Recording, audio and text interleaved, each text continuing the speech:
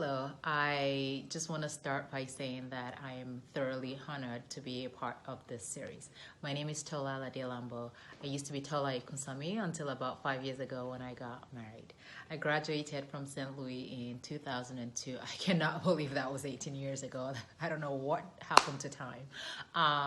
Since then, I've done a series of things. I graduated from the University of Maryland with my degree in neurobiology and a master's in public health from the University of Wisconsin. I'm currently a senior director in one of the top confectionery manufacturing companies. Before I continue, I'd just like to acknowledge that the fact that my experience in St. Louis definitely gave me an avenue to find my voice as a young woman in an environment that was not threatening and non-competitive.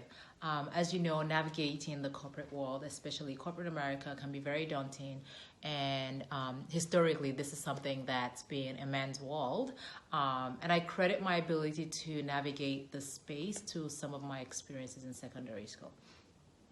My transition from primary to secondary school was truly a bit of a culture shock because prior to that, I knew nothing outside of the confines of the walls of the University of Ibadan. It was definitely bold and it was a lot of fun. I was for sure a day student. My parents would not hear anything or have anything to do with me being a boarder. One of my most fun memories, for sure the food, you can't go wrong with yapupa rice. As well, I would say that the friendships that I built were very solid. If I do have to pick a fun memory, I'm not sure I can narrow it down to just one. But two top ones would have to be the Friday morning press club productions. It ranged from news, aka gossip, as well as the mock commercials that we put together.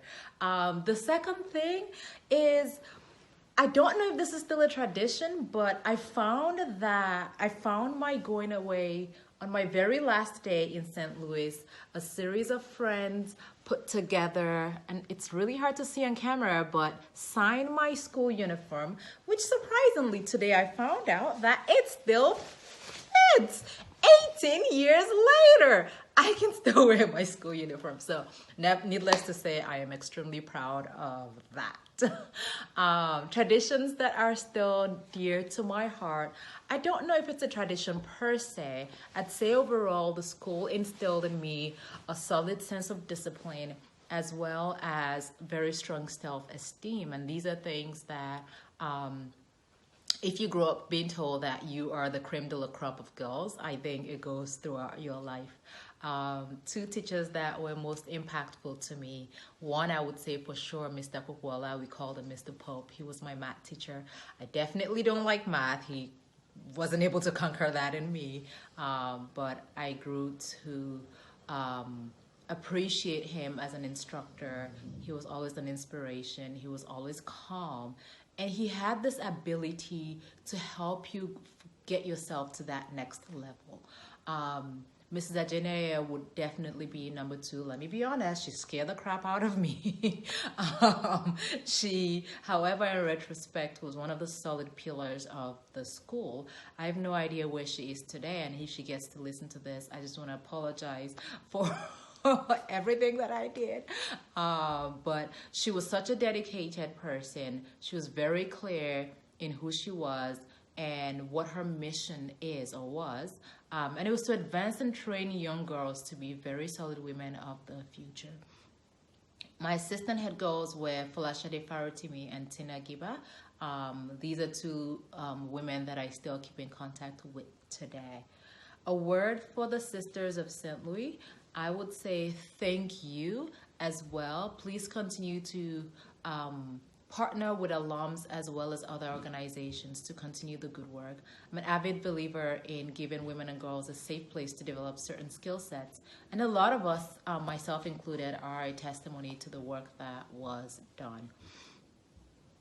A song of praise, for me, the school anthem still rings in my head, right? It's a school of learning, of happiness, school of, oh, St. Louis, Ibadan School of Learning and of Happiness. School of good old traditions, in study, in play, in discipline. We are one. On the negative side, I always cringed at the phrase "women are seen are meant to be seen and not heard." I still cringe at it, and so I really hope that's not something we tell girls anymore. Friends, for me, in addition to my two assistant head girls, I would say Damlola Desoya is one that I'm still close with today. She is a spitfire. She always was and always will be. I met her, I believe, on my very first day at school, and she became the social prefect. Bossa Johnson is a solid second. We're still very good friends today. As well, I actually met Bolade Gbadebo at the University of Maryland. She was a year my senior, and she currently continues to be one of my ride or die friends today.